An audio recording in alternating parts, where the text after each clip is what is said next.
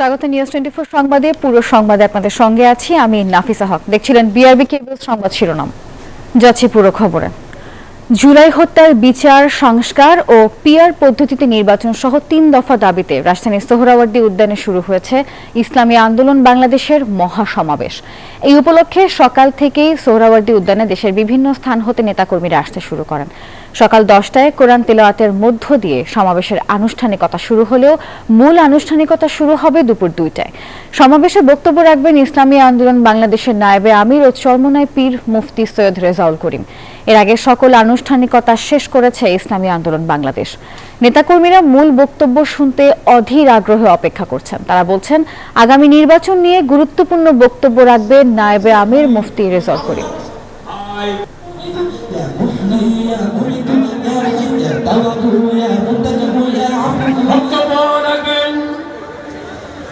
অভ্যুত্থানে যদি কোনো দল দলীয়ভাবে এবং সর্বোচ্চ নেতৃত্ব দিয়ে আন্দোলনে শরিক হয়ে থাকে তাহলে এটা একমাত্র ইসলামী আন্দোলন বাংলাদেশ।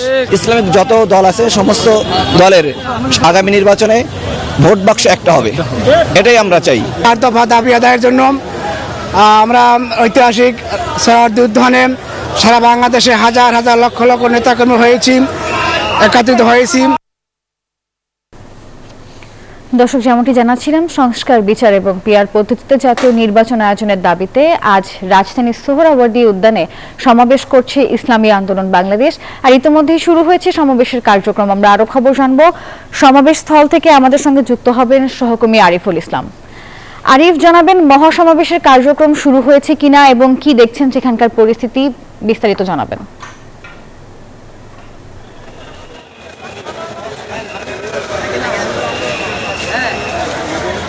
সকাল 10টায় হচ্ছে সোহরাওয়ার্দী উদ্যানে ইসলামী আন্দোলন বাংলাদেশের যে সমাবেশটি সেটি হচ্ছে কোরআন তেলাওয়াত। মূল যে আনুষ্ঠানিকতা সেটি হচ্ছে কিছুক্ষণ আগেই শুরু হয়েছে। এখন হচ্ছে বিভিন্ন জেলা পর্যায়ের এবং মহানগরী পর্যায়ের যে নেতাকর্মীরা রয়েছেন তারা বক্তব্য রাখছেন। এছাড়া শেষের দিকে কেন্দ্রীয় যে নেতাকর্মীরা রয়েছেন তারা বক্তব্য রাখেন। আর আপনি জানেন যে 3টি দাবিতে আজকে মহাসমাবেশ অনুষ্ঠিত হচ্ছে। যেমনটি বলা হয়েছে যে প্রয়োজনীয় সংস্কার, জুলাই গণ-অভ্যুত্থানের যে হত্যাকাণ্ড হয়েছে সেই হত্যাকাণ্ডের বিচার এবং সেই সাথে সংখ্যানুপাতিক এবং পিআর পদ্ধতিতে সংখ্যানুপাতিক ভাব পিআর পদ্ধতিতে নির্বাচনের দাবিতে আজকের এই সমাবেশ। সেই সাথে এখানে যারা আগত নেতাকর্মীরা আছেন তারা বলছেন যে দেশ ও ইসলাম বিরোধী যে ধরনের ষড়যন্ত্রগুলো রয়েছে সেগুলোর বিরুদ্ধে ষড়যন্ত্রকারীদের বিরুদ্ধে রুখে দাঁড়ানোর দাবিতেই আজকের এই সমাবেশ। আর সকাল থেকে আমরা দেখেছি যে খণ্ড খণ্ড মিছিল সোহরাওয়ার্দী উদ্যানে এসে উপস্থিত। এখনও কিন্তু মিছিলে নেতাকর্মীরা সোহরাওয়ার্দী উদ্যানে উপস্থিত হচ্ছেন। আর আমরা দেখছি যে বিভিন্ন প্লে কার্ড, ব্যানার এবং পুলিশের পতাকা, নির্যাতনের প্রতীকী হিসেবে পতাকা, সেই সাথে নেতাকর্মীদের অবস্থান সব কিছু মিলে সোহরাওয়ার্দী উদ্যানে একটি উৎসবমুখর পরিবেশ বিরাজ করছে। সেই সাথে এখানে যে নেতাকর্মী রয়েছেন তারা বলছেন যে গণ-অভ্যুত্থানে অংশগ্রহণকারী যে সকল রাজনৈতিক দলগুলো রয়েছে, জামায়াতে ইসলাম, বিএনপি এবং অন্যান্য যে দলগুলো রয়েছে সবাইকে আমন্ত্রণ জানানো হয়েছে যে আজকের এই সমাবেশে এসে তারা যেন একাত্মতা প্রকাশ করেন এবং সেই সাথে জুলাই গণ-অভ্যুত্থানের যে শক্তি সেই শক্তিকে ত্বরান্বিত করার লক্ষ্যে আজকের এই সমাবেশ। এখানে যে নেতাকর্মীরা রয়েছেন তারা এখন কিছুক্ষণ পর মহানগরী পর্যায়ে যে নেতাকর্মীরা রয়েছেন তারা বক্তব্য রাখবেন। সেই সাথে মুফতি সৈয়দ মোহাম্মদ রেজাউল করিমের সভাপতিত্বে আজকের এই সমাবেশ অনুষ্ঠিত হচ্ছে। এখানে ইসলামী আন্দোলন বাংলাদেশ ছাড়াও তাদের যে 3টি সহযোগী সংগঠন রয়েছে, ইসলামী ছাত্র আন্দোলন বাংলাদেশ, ইসলামী যুব আন্দোলন বাংলাদেশ, ইসলামী শ্রমিক আন্দোলন বাংলাদেশ, তাদের এই সহযোগী সংগঠনের নেতাকর্মীরা এখানে উপস্থিত হয়েছেন। নেতাকর্মীরা আমাদের জানিয়েছেন যে তাদের সারা দেশ থেকে বিভিন্ন জেলা পর্যায়ে এবং জেলা, উপজেলা এবং ওয়ার্ড পর্যায়ে যে তাদের যে দায়িত্বরত যে নেতাকর্মীরা রয়েছেন তাদের সকলের উপস্থিতিতে আজকের এই সমাবেশ অনুষ্ঠিত হচ্ছে। আর সোহরাওয়ার্দী এখন কানায় কানায় তাদের যে দাবিগুলো রয়েছে সেই দাবিগুলো বাস্তবায়নের লক্ষ্যে। এই ছিল আমার কাছে সমাবেশস্থলের পাশ থেকে। আর সমাবেশস্থলের মধ্যখানে রয়েছে সুমন, আপনি জানাবেন এখন কে বক্তব্য রাখছেন বা এরপর কারা কারা বক্তব্য রাখবেন?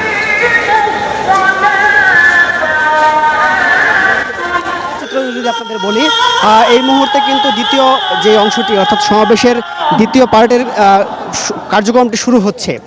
আপনাদের আমি যেমনটি দেখছেন কোরআন তেলাওয়াতের মধ্যেই কার্যক্রমটি শুরু হচ্ছে এবং সকাল 10টা থেকে প্রথম অংশের সেই সমাবেশের কাজটি শেষ হয়েছে। সেখানে আমরা দেখেছি বিভিন্ন ইসলামী সঙ্গীতের পাশাপাশি জেলা এবং উপজেলা পর্যায়ে যে নেতাকর্মীরা রয়েছেন তারা বক্তব্য রেখেছেন, তারা বিভিন্ন দিক নির্দেশনা দিয়েছেন।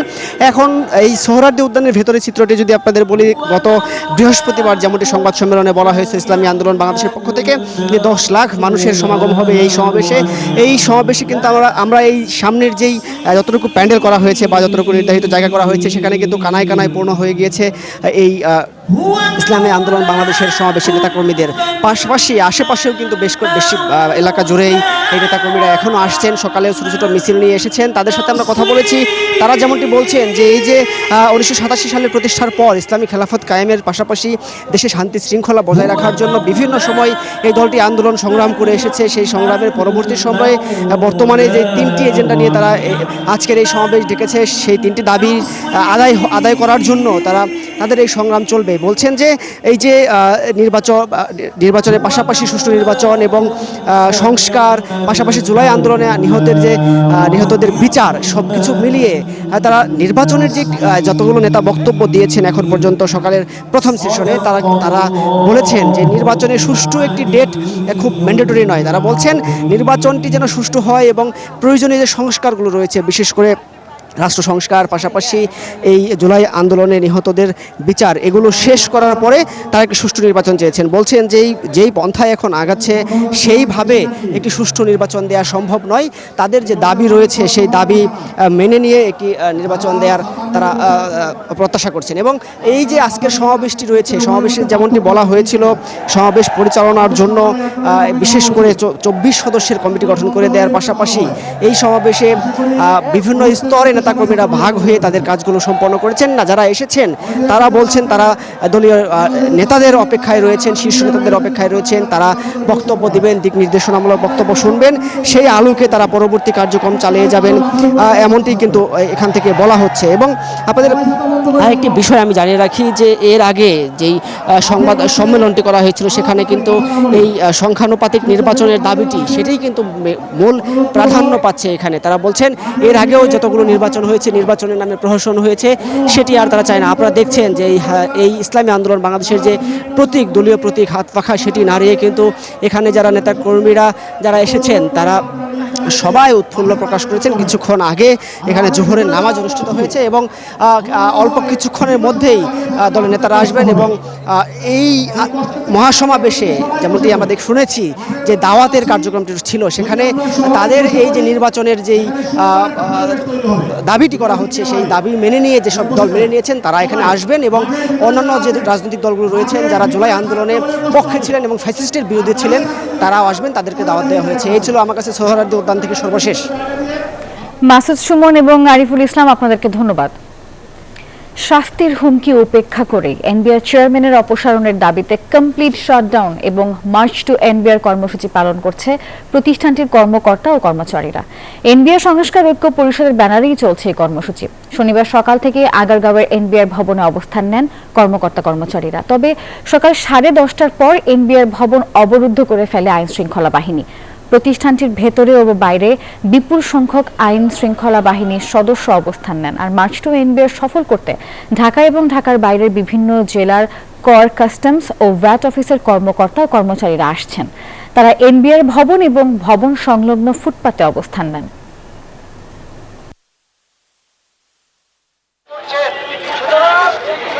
আন্দোলনের এই যে প্রোগ্রাম, এটা তো আগে থেকে দেওয়া এবং আমাদের এই এতদিন ধরে আমরা আন্দোলন করছি এবং আমরা সবসময় বলে আসছি আমরা আলোচনায় যেতে চাই, আলোচনা নিয়ে আমাদের কোনো সমস্যা নাই, কিন্তু আমাদেরকে কখনোই আলোচনায় ডাকা হয় নাই, ইভেন এখন পর্যন্ত না।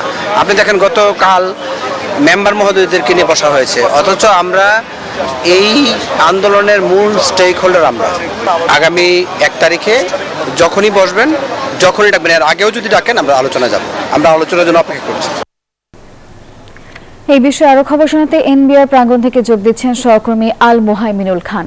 মোহাইমিন, জানাবেন কমপ্লিট শাটডাউন এবং মার্চ টু এনবিআর এই যে কর্মসূচি চলছে তার সবশেষ কি অবস্থা আপনি দেখছেন?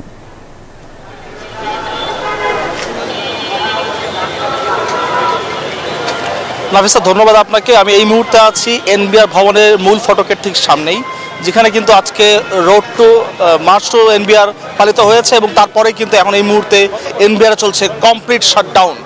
এতদিন পর্যন্ত কলম বিরতির আওতায় কিন্তু দেখেছি আমরা যে আন্তর্জাতিক যাত্রী সেবা এবং রপ্তানি কিন্তু চালু ছিল, তবে আজকে কিন্তু রপ্তানি বন্ধ করে দেওয়া হয়েছে, যার প্রত্যেকটা কিন্তু আমরা জানতে পেরেছি যে এরই মধ্যে কিন্তু ব্যবসায়ীরা অনেকটাই প্যানিক করেছেন এবং তারা শাহবাগে বলেছেন এর জন্য তারা ভয়াবহ ক্ষতির সম্মুখীন হচ্ছেন। আমাদের সাথে কথা হয়েছে এনবিআর সংস্কার রক্ষী পরিষদের সভাপতির, তাকে আমরা প্রশ্ন করেছিলাম যে এই বিষয়ে তারা কি বলবেন। তারা জানিয়েছেন যে গণমাধ্যম সূত্রে তারা জানতে পেরেছেন যে 1 জুলাই আলোচনার ডাক দেওয়া হয়েছে, তবে এখনো সরাসরি কোনো ডাক তারা পাননি।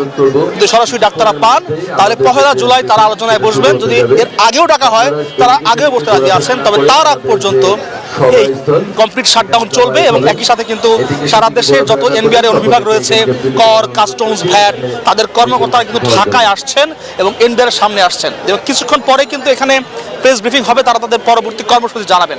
তারা জানিয়েছেন একই সাথে কিন্তু এনবিআর চেয়ারম্যানকে অপসারণ করতে হবে, না হলে কিন্তু কোনো আলোচনায় সফল হবে না।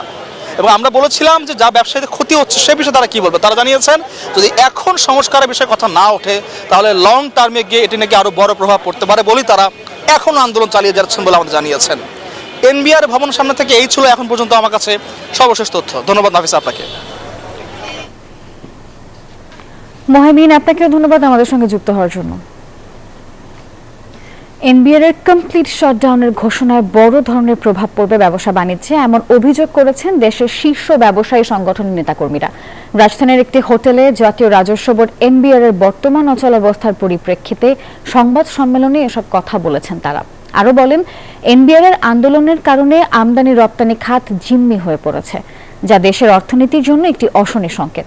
উক্ত আন্দোলন ঘিরে সৃষ্ট স্থবিরতা এবং চলমান সংকট সমাধান করার দাবি জানিয়েছেন ব্যবসায়ীরা। রাফলি প্রতিদিন হলো 2500 থেকে 2600 কোটি টাকার মতো, এটা বলা যাবে না যে ক্ষতি হচ্ছে, ডিস্ট্রাকশন হচ্ছে এবং এটা যে রিকারিং এফেক্ট সেটা হলো এনর্মাস। কারণ হলো এর কারণে যেটা হবে যে কোনো ইন্ডিভিজুয়াল যার হলো শক অ্যাবজর্বিং ক্যাপাসিটি কম, সেই ফ্যাক্টরি বসে যাবে এবং দেউলিয়া হয়ে যাবে। প্রয়োজনীয় সংস্কার শেষে নির্বাচন দিতে হবে এবং তা যৌক্তিক সময়ে করতে হবে বলে মন্তব্য করেছেন বিএনপির সিনিয়র যুগ্ম মহাসচিব অ্যাডভোকেট রুহুল কবির রিজভী। দুপুরে গণ অভ্যুত্থান 2024 বিএনপি ঘোষিত 36 দিন কর্মসূচি উপলক্ষে চিন্মৈত্রী সম্মেলন কেন্দ্র পরিদর্শন শেষে এ মন্তব্য করেন তিনি। বলেন, ফ্যাসিবাদী সরকার যে প্রকৃত গণতন্ত্র ভেঙে ফেলেছে, নির্বাচনের মাধ্যমেই তা প্রতিষ্ঠিত হবে। একই অনুষ্ঠানে বিএনপির যুগ্ম মহাসচিব শহীদ উদ্দিন চৌধুরী আইনি বলেছেন, দেশবাসীর দাবিতে শেখ হাসিনার বিচার দৃশ্যমান হবে। নির্বাচনের মাধ্যমে জনগণের সরকার নির্বাচিত হবে। প্রকৃত গণতন্ত্র না আসে, ফ্যাসিবাদের এক দুর্বিষহ এবং হিংস্র রূপ যাতে সবসময় থাকে, মানুষ যাতে শেখ হাসিনা এবং তার দলকে ভয় করে, সেই রকম একটি কালচার, সংস্কৃতি তিনি নির্মাণ করেছেন। সম্পূর্ণ দেশবাসীর দাবি খুব শীঘ্রই শেখ হাসিনার বিচার দৃশ্যমান হবে, দ্রুত কার্যকর হবে, জনগণের প্রত্যাশা অনুযায়ী জনগণের সরকার নির্বাচিত হবে। আমরা প্রত্যাশার জায়গা থেকে বলতেই পারি এই নির্বাচনে বাংলাদেশ জাতীয়তাবাদী দল নির্বাচিত হবে। বিএনপি স্থায়ী কমিটির সদস্য আমির খসরু মাহমুদ চৌধুরী বলেছেন, ব্যবসাকে রাজনীতির বাইরে রাখতে হবে এবং ফ্যাসিস্ট মুক্ত করতে হবে। বাংলাদেশের অর্থনীতি নিয়ে যে সৃজনশীলতা ছিল তা গেল 17 বছরে ধ্বংস করা হয়েছে বলেও মন্তব্য করেছেন তিনি। শনিবার দুপুরে সিলেটের মেন্দিবাগ এলাকার জালালাবাদ গ্যাস অডিটোরিয়ামে সিলেট বিজনেস ডায়ালগ অনুষ্ঠানের প্রধান অতিথি বক্তব্যে এসব কথা বলেছেন আমির খসরু মাহমুদ চৌধুরী। ব্যবসায়ীরা যদি কাজ করতে না পারে, অর্থনীতি যদি ফাংশন না করে, ইন্ডাস্ট্রি যদি কাজ করতে না পারে, তাহলে তো কেউ পাবে, শ্রমিকেরও কোনো অবস্থান থাকবে না, আপনার রপ্তানিরও কোনো অবস্থান থাকবে না। মার্কেটে যে চাহিদা সেই চাহিদা মেটার জন্য কেউ থাকবে। ঢাকা দক্ষিণ সিটির পল্টন এবং ধানমন্ডি এবং সেই সাথে উত্তর সিটির উত্তরায় প্রাথমিকভাবে চলবে বুয়েটের তৈরি 3 চাকার ব্যাটারি চালিত রিকশা, এমনটি জানিয়েছেন এলজিআইডি উপদেষ্টা আসিফ মাহমুদ সজীব ভূঁইয়া। দুপুরে ডিএনসিসি নগর ভবনে চালকদের প্রশিক্ষণ কর্মসূচির উদ্বোধনী অনুষ্ঠানে এই কথা জানান তিনি। শৃঙ্খলা ফেরাতে সড়কে ব্যাটারি চালিত রিকশার লাইফলাইন বেঁধে দিচ্ছে সরকার। আসিফ মাহমুদ বলেন, বর্তমান সময়ের মতো অনির্দিষ্ট নয়, প্রতিটি এলাকায় নির্দিষ্ট সংখ্যক রিকশা থাকবে। চালকরা যেন চাঁদাবাজি কিংবা অন্যান্য কোনো হয়রানির শিকার না হয় সেই ব্যবস্থা করার কথাও জানিয়েছেন। আর এ সময় ডিএনসিসি প্রশাসক বলেন, আগস্টের প্রথম থেকেই চলাচল করবে নতুন এই রিকশা, আর 2 জোন থেকে অনুমোদনহীন রিকশাগুলো ধীরে ধীরে সরিয়ে দেওয়া হবে। আমরা প্রাথমিকভাবে 2টা সিটি কর্পোরেশনের 2টা অঞ্চলকে রেগুলেশনসের মধ্যে নিয়ে আসবে এবং ওই 2টা জোনে আমরা নির্দিষ্ট সংখ্যক ওইটা অ্যাসেসমেন্ট করবে আমাদের 2 সিটি কর্পোরেশন, নির্দিষ্ট সংখ্যক অটোরিকশার মাধ্যমে শুরু করব। প্রক্রিয়াটা অনলাইনে হবে। রিকশা অ্যাপ নামে আমরা একটা অ্যাপ ইন্ট্রোডিউস করবো এবং একটা ওয়েবসাইট থাকবে, তার মাধ্যমে পুরো প্রক্রিয়াটা হবে। নির্দিষ্ট থাকবে রিকশা এবং ওই রিকশাগুলো ওই জোনেই চলবে এবং এটার এখন যে তথাকথিত অবৈধ বলে তাদের উপর বিভিন্নভাবে নিপীড়ন করা হয়, ঘুষ চাওয়া হয় কিংবা মাঝে মধ্যে শাস্তিমূলক ব্যবস্থা দেওয়া হয়, এটা আর থাকবে না। যারা ঢাকা মাওয়া এক্সপ্রেসওয়ের মুন্সিগঞ্জের শ্রীনগরে সড়ক দুর্ঘটনায় 4 জন নিহত হয়েছেন, আর এই ঘটনায় আহত হয়েছেন আরও অন্তত 15 জন। শনিবার গভীর রাতে সিংড়াপাড়া, নওয়াপাড়া এবং হাসারা ব্রিজ 2 এর মধ্যবর্তী স্থানে এই দুর্ঘটনা ঘটে। পুলিশ জানায়, রাত 3:30টার দিকে ঢাকামুখী একটি চলন্ত ট্রাকের পেছনে দ্রুতগামী একটি যাত্রীবাহী বাস ধাক্কা দেয়। এতে ট্রাক এবং বাস উভয়ই নিয়ন্ত্রণ হারিয়ে সড়কের মাঝখানে থাকা দ্বীপের রেলিংয়ের সঙ্গে ধাক্কা খায়, আর ঘটনাস্থলেই 2 জন নিহত হন এবং সেই সঙ্গে আহত হয়েছেন আরও বেশ কয়েকজন। পরে ফায়ার সার্ভিসের একটি টিম আহতদের উদ্ধার করে ঢাকা মেডিকেলে নেয়ার পর চিকিৎসাধীন অবস্থায় আরও 2 জনের মৃত্যু হয়। নিহতদের মধ্যে 2 জন চিকিৎসক ছিলেন, যাদের বাড়ি যশোরের সদর উপজেলায়।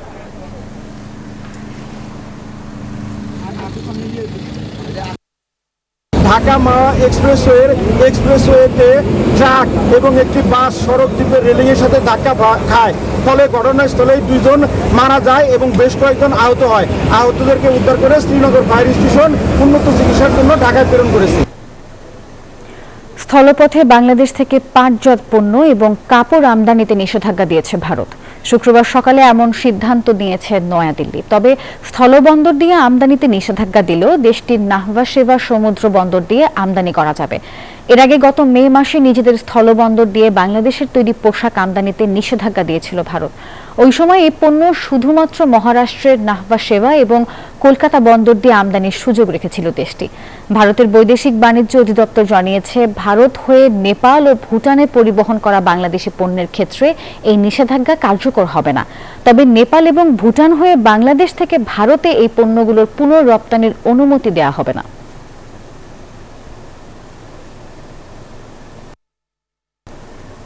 সংবাদের সময় হলো একটি বিরতির, সঙ্গে থাকুন। স্বাগত আরও একবার, দেখছেন নিউজ 24 সংবাদ।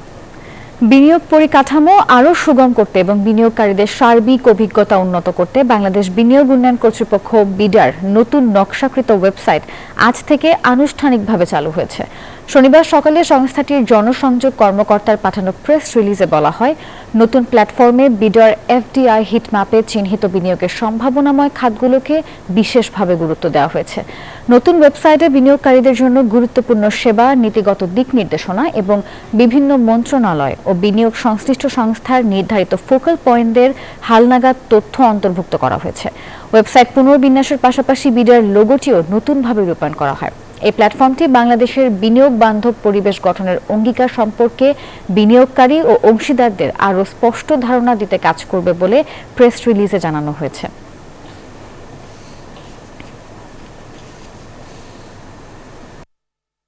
অর্থ বাণিজ্য সংবাদ। বিশ্ববাজারে টানা দ্বিতীয় সপ্তাহের মতো কমেছে স্বর্ণের দাম। ইরান ইসরায়েল যুদ্ধবিরতি চুক্তি ও যুক্তরাষ্ট্র চীন বাণিজ্য আলোচনায় অগ্রগতি আপৎকালীন বিনিয়োগ হিসেবে মূল্যবান ধাতুটির চাহিদা কমিয়েছে। তবে আন্তর্জাতিক স্বর্ণ বাজারে বিনিয়োগকারীদের মনোযোগ এখন মূলত যুক্তরাষ্ট্রের মূল্যস্ফীতির গতি প্রকৃতির দিকেই নিবদ্ধ। স্পট মার্কেটে শুক্রবার আউন্স প্রতি স্বর্ণের দাম কমেছে 1.2%।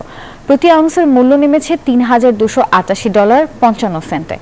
সপ্তাহ জুড়ে স্পট মার্কেটে স্বর্ণের দাম 2.3% কমেছে। আর অন্যদিকে যুক্তরাষ্ট্রের কমোডিটি এক্সচেঞ্জে কোমেক্স স্বর্ণের দাম 1.4% কমে আউন্স প্রতি মূল্য স্থির হয়েছে $3,300.40।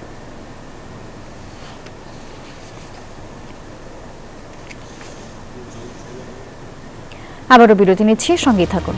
নিউজ 24 সংবাদে আরও একবার স্বাগত। এবারে জানিয়ে দেব আন্তর্জাতিক খবর। এদিকে ইরান পারমাণবিক অস্ত্র তৈরির উপযোগী মাত্রার ইউরেনিয়াম সমৃদ্ধ করতে সক্ষম হলে তেহরানে আরও একবার বোমা হামলার হুমকি ডোনাল্ড ট্রাম্পের। প্রয়োজন হলে আরও একবার ইরানে হামলা চালানো হবে বলে এই হুঁশিয়ারি দিয়েছেন মার্কিন প্রেসিডেন্ট। শুক্রবার হোয়াইট হাউসে এক সংবাদ সম্মেলনে তিনি এই কথা বলেছেন। আর একই সঙ্গে ইরানের ওপর থেকে নিষেধাজ্ঞা প্রত্যাহারের পরিকল্পনা বাতিল করেছেন ট্রাম্প। আর এর মধ্যে তেল আবিব ও মার্কিন হামলায় পারমাণবিক স্থাপনায় ঠিক কতটা ক্ষতি হয়েছে তা তেহরান জানিয়েছে। যুদ্ধ থামলেও থেমে নেই ইরান ইসরায়েল উত্তেজনা। কূটনৈতিক পর্যায়ে এখনো দুই দেশের মধ্যে চলছে রেষারেষি। এতে যোগ দিয়েছে মার্কিন প্রেসিডেন্ট ডোনাল্ড ট্রাম্পও। এই যুদ্ধের জেরে ইরানের পরমাণু স্থাপনাগুলোতে আন্তর্জাতিক পরিদর্শনের দাবি তুলেছেন প্রেসিডেন্ট ডোনাল্ড ট্রাম্প। পারমাণবিক অস্ত্র তৈরির উপযোগী মাত্রায় ইউরেনিয়াম সমৃদ্ধ করলে যুক্তরাষ্ট্র ইরানে আবারও বোমা হামলা চালাবে। এরই মধ্যে তেহরানের জাতীয় পরিষদ IAEA সহযোগিতা চুক্তি স্থগিতের বিল পাশ করেছে। একই সাথে ইরানের নিষেধাজ্ঞা প্রত্যাহার তুলে নিয়ে নতুন করে আবার ইরানে বোমা হামলার হুমকি দেন ট্রাম্প। বলেন, ইরান যদি আবার উচ্চমাত্রায় ইউরেনিয়াম সমৃদ্ধ করে তাহলে নতুন করে হামলার প্রশ্নে কোনো দ্বিধা থাকবে না। ইরানের পারমাণবিক স্থাপনাগুলোতে ইসরায়েল ও মার্কিন হামলায় ব্যাপক ও গুরুতর ক্ষতি হয়েছে বলে জানিয়েছে দেশটির পররাষ্ট্রমন্ত্রী আব্বাস আরাকচি। শুক্রবার সন্ধ্যায় একটি রাষ্ট্রীয় সম্প্রচার মাধ্যমকে তিনি এই কথা বলেন। ক্ষতির পরিমাণ নির্ধারণে ইরানের পারমাণবিক শক্তি সংস্থা কাজ করছে বলেও জানান তিনি। আরাকচির এমন মন্তব্যের কয়েক ঘন্টা আগে ইরানের সর্বোচ্চ নেতা আয়াতুল্লাহ আলী খামেনি বলেছিলেন, হামলায় ইরানের পারমাণবিক কর্মসূচি বিঘ্নিত করতে পারেনি। এছাড়া ভবিষ্যতে যে কোনো মার্কিন আক্রমণের জবাবে মধ্যপ্রাচ্য যুক্তরাষ্ট্রের সামরিক ঘাঁটিতে হামলা চালিয়ে দেবে তেহরান। চন্দ্রা, নিউজ 24। সময় হলো আরও একটি বিরতির, সঙ্গেই থাকুন। নিউজ 24 সংবাদে আরও একবার স্বাগত। এবারে খেলার খবর। শ্রীলঙ্কার বিপক্ষে টেস্ট সিরিজ হারের পর অধিনায়কত্ব ছাড়ার ঘোষণা দিলেন নাজমুল হোসেন শান্ত। সংবাদ সম্মেলনে বলেছেন, 3 সংস্করণে আলাদা ক্যাপ্টেন থাকা দলের জন্য সমস্যার কারণ হতে পারে, আর তাই সরে দাঁড়াচ্ছেন তিনি। তবে তার এই সিদ্ধান্তের বিষয়ে কিছুই জানেন না বলে জানিয়েছেন বিসিবি সভাপতি আমিনুল ইসলাম বুলবুল। কলম্বো থেকে বিস্তারিত জানাচ্ছেন আশিক সারওয়ার। শ্রীলঙ্কার বিপক্ষে দ্বিতীয় টেস্ট শেষে নাটকীয় ঘোষণা দিয়েছেন বাংলাদেশের টেস্ট অধিনায়ক নাজমুল হোসেন শান্ত। আমি বাংলাদেশ দলের অ্যাজ এ টেস্ট ক্যাপ্টেন হিসেবে স্টেপ ডাউন করছি। আমি টেস্ট ফরম্যাটে আর কন্টিনিউ করতে চাই না। শান্ত স্পষ্ট করেছেন, এটি ব্যক্তিগত কোনো কারণে নয়, বরং দলের স্বার্থে এমন সিদ্ধান্ত নিয়েছেন। তবে তার মতে 3 সংস্করণে 3 জন অধিনায়ক থাকা দলের জন্য সমস্যার কারণ হতে পারে। এটা আমার ব্যক্তিগত মতামত যে 3টা ক্যাপ্টেন আসলে আমার মনে হয় যে টিমের জন্য একটু ডিফিকাল্ট হতে পারে। সো পুরাটা টিমের বেটারমেন্টের কারণে আমি এখান থেকে সরে আসছি। ম্যাচ পরবর্তী সংবাদ সম্মেলনে শান্ত জানান, বিসিবির ক্রিকেট পরিচালনা বিভাগের প্রধান নাজমুল আবেদিন ফাহিমের সাথে এ ব্যাপারে কথা বলেছিলেন। ক্রিকেট অপারেশনসকে আমি অলরেডি জানিয়েছি, বেশ কয়েকদিন আগেই আমি জানিয়েছিলাম। সো তারা এই বিষয়ে জানেন। শান্তর অধিনায়কত্ব ছাড়ার বিষয়টি টক অব দ্য কান্ট্রি, কিন্তু এসবের কিছুই জানেন না বলে জানালেন বিসিবি সভাপতি আমিনুল ইসলাম বুলবুল। এখনো জানি না, আমি ঢাকায় আসি, তারপর আমি আর অবসর যদি নেয় আমি তো জানি না। এখানে ফাইন বাই আছে ক্রিকেট অপারেশনস হেড, ওনাকে দিয়েছে, আমি তো প্রেসিডেন্ট গেছি। 2023 সালে ঘরের মাঠে নিউজিল্যান্ডের বিপক্ষে নিয়মিত অধিনায়কের দায়িত্ব নেন নাজমুল হোসেন শান্ত। সেই দায়িত্ব ছাড়ার ঘোষণা দিলেন বছর 2 হওয়ার আগেই। লম্বা সময় অধিনায়কত্বের পরিকল্পনা থাকলেও হুট করেই থেমে গেল শান্তর নেতৃত্ব যাত্রা। অনেকটা অভিমানের সুরেই বিদায় বলে দিলেন ক্যাপ্টেন শান্ত। কলম্বো থেকে আশিক সারোয়ার, নিউজ 24, শ্রীলঙ্কা। কলম্বো টেস্টে শ্রীলঙ্কার বিপক্ষে ইনিংস ও 78 রানের পরাজয়কে টপ অর্ডারদের ব্যর্থতা হিসেবেই দেখছেন বাংলাদেশের সাবেক অধিনায়ক হাবিবুল বাশার সুমন। যদিও এই হার ওয়ানডে সিরিজে প্রভাব ফেলবে না বলেও মনে করছেন তিনি। ওপেনিংটা খুব ইম্পর্টেন্ট। ওপেনাররা ফেল করলে আসলে বাকিদের কাজটা একটু কঠিন হয়ে যায়। সো 1, 2, 3 যদি রান না করে, মমিনুলের কাছ থেকে সবসময় তো আশাটা একটু বেশি থাকে। মমিনুল ফেল করেছে, সো ওইখানে আসলে আমাদের সমস্যাটা বেশি হচ্ছে। প্রথম টেস্ট ম্যাচ যত ভালো খেলেছিলাম, সেকেন্ড টেস্ট ম্যাচটা আসলে তার থেকেও খারাপ খেললাম। সেরকম যদি হয়, টিমের কনসিস্টেন্সিটা থাকে না, কনফিডেন্সটা একটু নেমে যায়। সো আশা করি এটা আমাদের হোয়াইট বল ক্রিকেটে এটার প্রভাবটা পড়বে না। সংবাদের এখনকার আয়োজন এ পর্যন্তই। ধন্যবাদ সবাইকে।